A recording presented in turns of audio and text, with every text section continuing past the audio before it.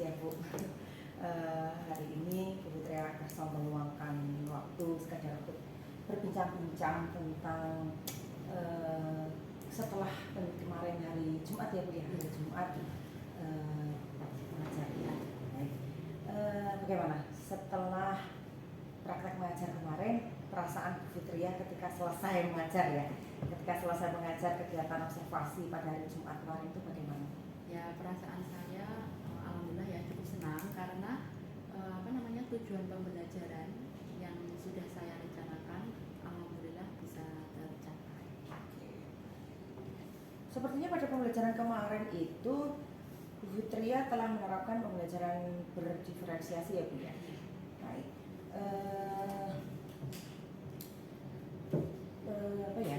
Ketika pembelajaran berdiferensiasi itu Bu Fitria menerapkan bagaimana itu? Berdiferensiasi kan berbeda gitu ya. Jadi pada pembelajaran kemarin yaitu saya menerapkannya berdiferensiasinya itu dengan cara pada materi itu factual report teks. Teks factual report itu saya membuat kelompok ya. Jadi di kelas itu saya membuat kelompok yang berisi 4 siswa. Di situ saya memberikan tugasnya itu ya. Jadi masing-masing kelompok itu mendapat tugas bacaan yang berbeda. Jadi setiap kelompok itu menganalisisnya juga berbeda dengan bacaan yang tidak sama, yang berbeda juga. Alasan Bu Fitria menerapkan berdiferensiasi pembelajarannya itu apa itu alasannya? Jadi begini, pada sebelumnya itu kan saya belum pernah ya Bu ya. Jadi kemarin itu saya menerapkannya itu karena saya melihat ketika saya memberikan tugas ke siswa, biasanya kan saya memberikan tugasnya kan sama ya Bu. Sama. Nah, jadi kadang itu yang mengerjakan itu cuma beberapa siswa. Biasanya yang pinter-pinter lah kayak gitu, yang mengerjakan beberapa, yang lainnya itu mencontek atau mencontoh wis bar durung warai lah. Jadi mereka kayak nggak punya effort, nggak punya usaha. Mesti paling digarap si A, aku niro. Jadi kayak yang berusaha cuma sing itu toh. Makanya kali ini saya coba menerapkan, saya kasih soal yang berbeda lah, bacaan yang berbeda gitu. Biar mereka juga ada usaha. Baik, saya memahami itu Bu. Kemudian setelah berdiferensiasi ada perbedaan nggak Bu? Kalau misalnya kita dibuat skala lah ya, skala ketika sebelum Bu Fitria menerapkan pembelajaran berdiferensiasi, kita kasih angka 1 sampai 10, ada di posisi berapa itu? Sebelumnya itu 6. Menurut saya ya ada di angka 6. Karena saya pernah Bu, jadi gini, kemarin tuh saya ngasih tugas ya Bu ya. Terus saya koreksi bersama, koreksinya kan bersama. Si A nilainya, masa nilai itu hampir sama Bu, kalau 80 semua. Jadi saya makanya ini piye iki carane lah kok mosok iki sing garap iki sapa? Terus saya bilang gini, nah lah iki sing garap sapa, ketawa semuanya. Nah makanya kemarin saya inisiatif berdiferensiasi gitu. Hasilnya seperti apa? Sama apa beda? Setelah berdiferensiasi ada di posisi berapa?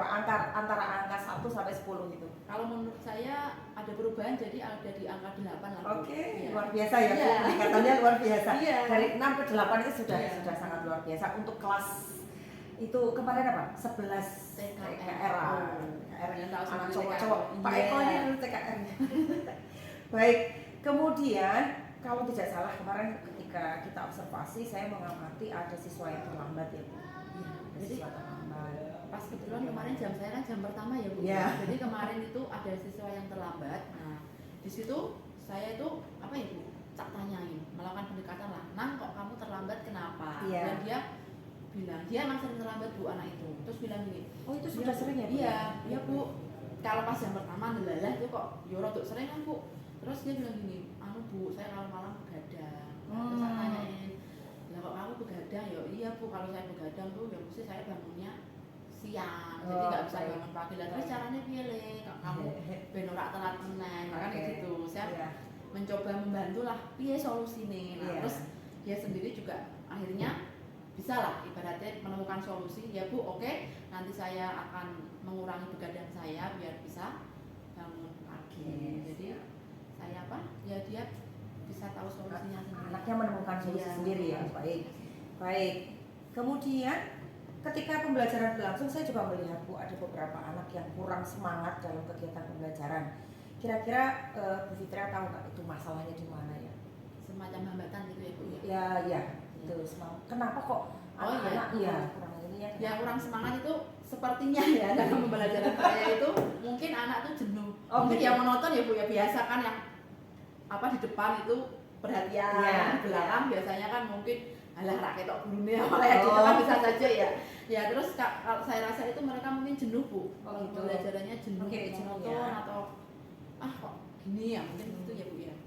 Bu Fitria punya solusi nggak untuk menghilangkan kejenuhan ketika anak pembelajaran ini begitu?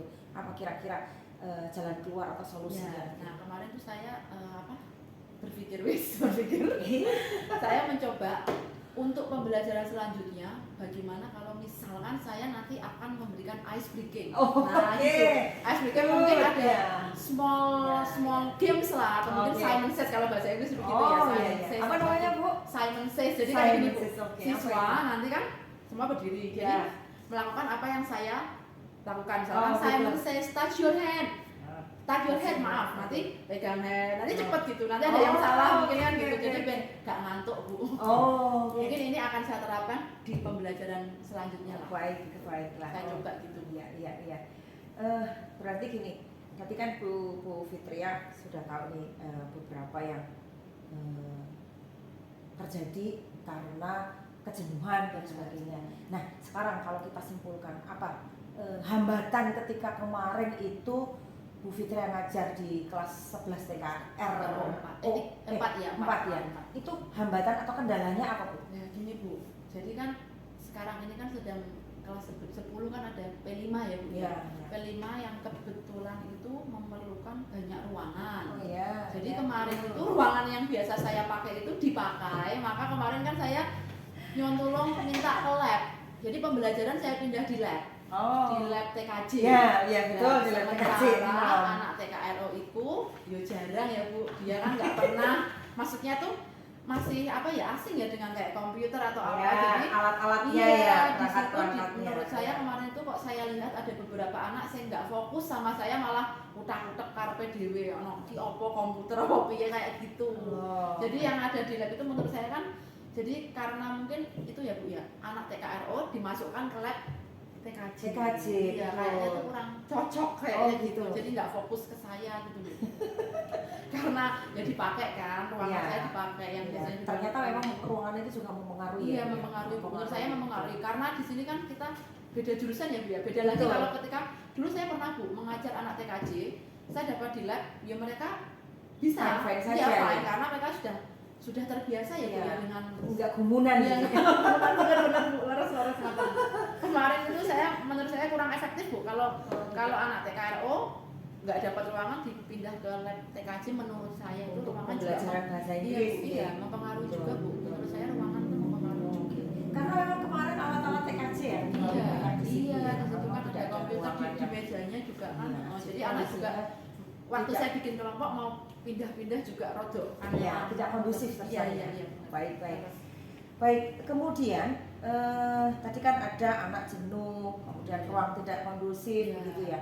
Kira-kira rencana ke depan apa lagi yang akan Bu Fitri lakukan agar anak-anak tetap semangat dalam pembelajaran Bu Fitri?